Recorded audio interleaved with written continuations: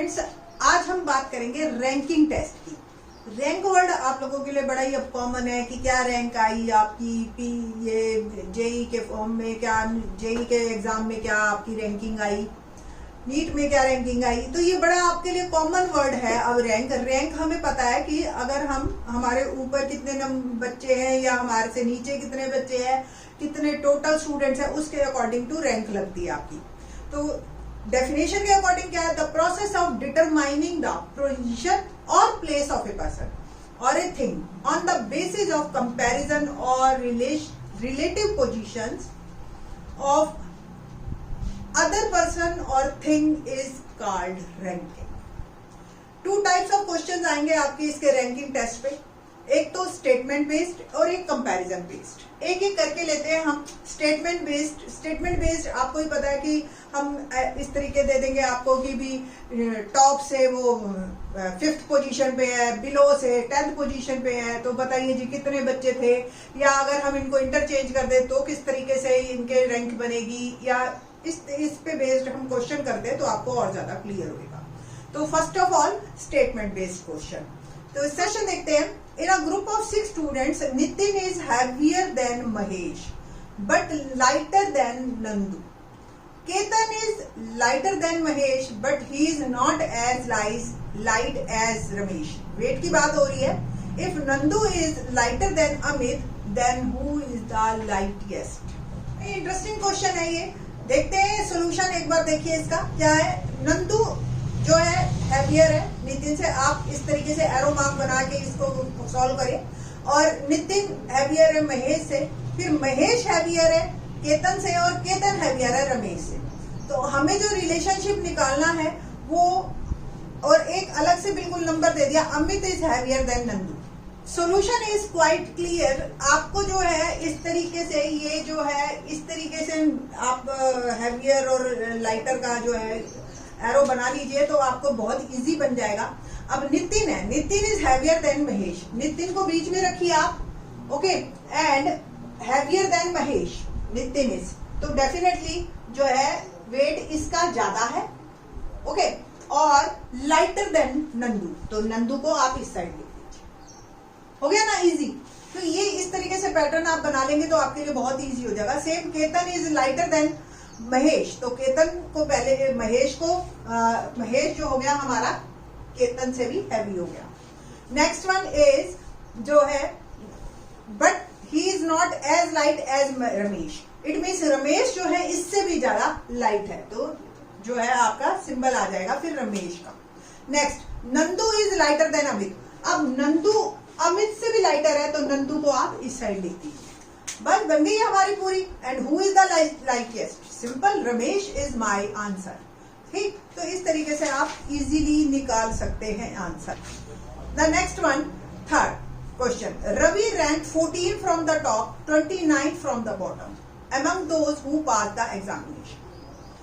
5 boys did not participate in examination and 5 get failed in it.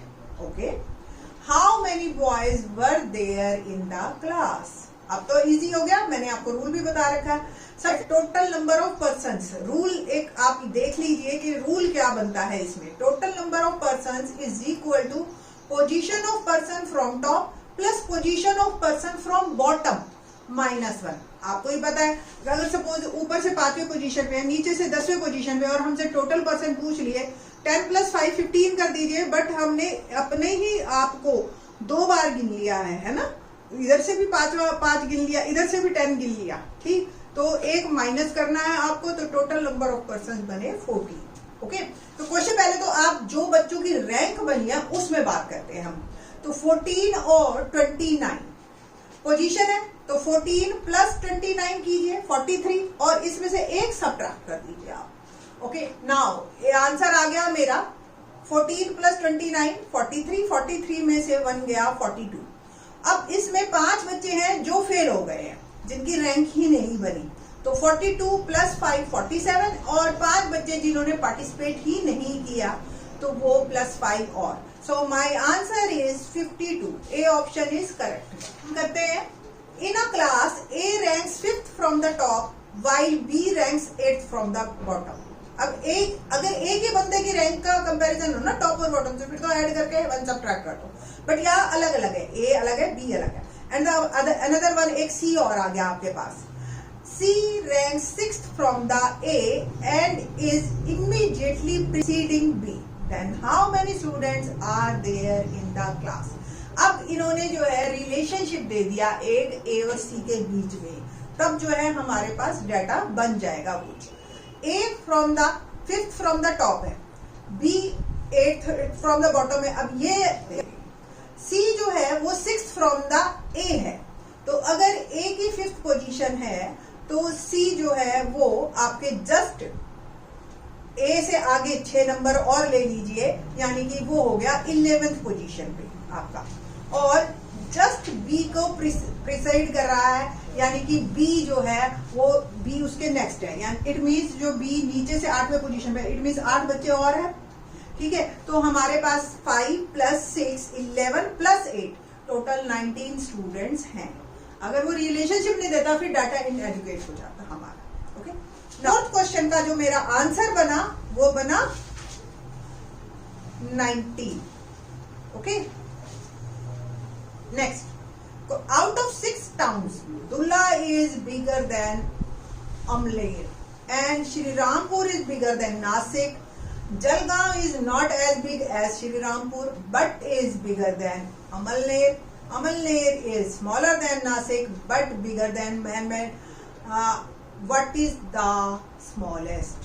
तो बिल्कुल उसी तरह से है जैसे अभी हमने क्वेश्चंस किए थे 6 स्टूडेंट्स के, यहाँ पे 6 टाउन्स हैं, आपने इसी तरह के सिंबल लगाने हैं और आपका बात बन जाएगी। तो देखते हैं किस तरीके से आपका आंसर आएगा।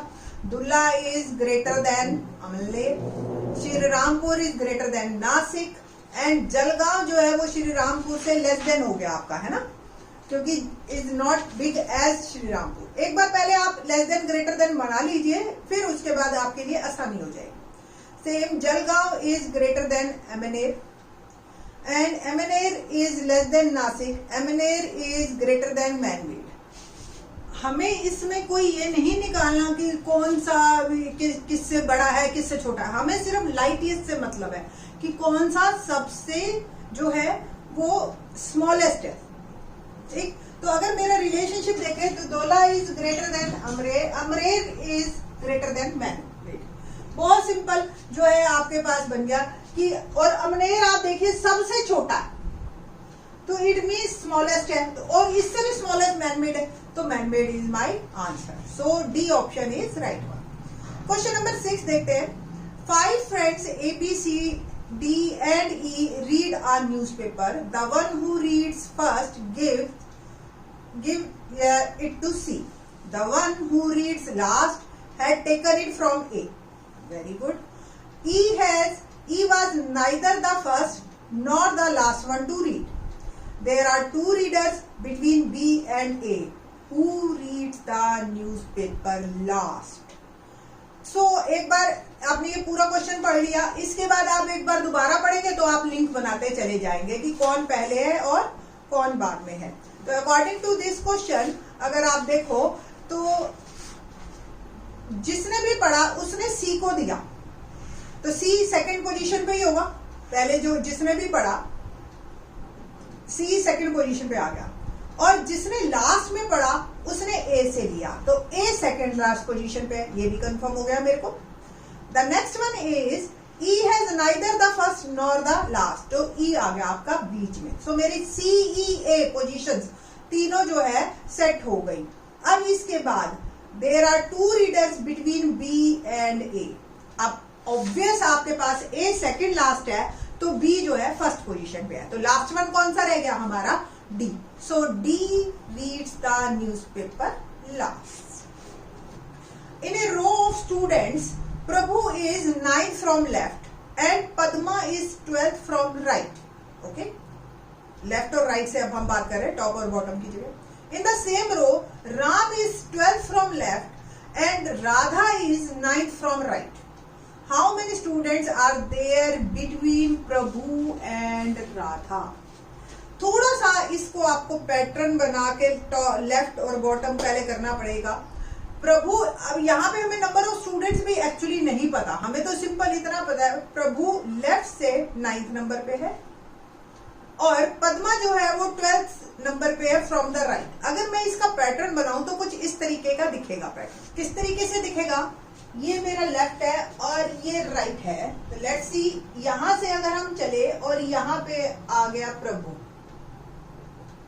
यहाँ पे 8 स्टूडेंट है प्लस 8 9th पोजीशन पे। अगर हम इधर से देखते हैं, हमें नंबर ऑफ स्टूडेंट्स टोटल नहीं पता है, अगर पता होए ना तो फिर भी कुछ हम बात बना ले। एंड पद्मा जो है यहाँ से 12th पोजीशन पे है और 11 स्टूडेंट्स यहाँ पे हैं ना। अगर नेक्स्ट लाइन हम देखते हैं, कहता है in the same row Ram is 12th from the left. तो ये डेफिनेटली, ये तो क्लियर है मेरे को कि राम इससे आगे है, 12th पे है, बीच में 10th और 11th पोजीशन आ गई। And Radha is 9th from the right. तो राधा इसके बैक पीछे है, ये भी हमें क्लियर है कि पद्मा से पीछे है और राम प्रभु से आगे है।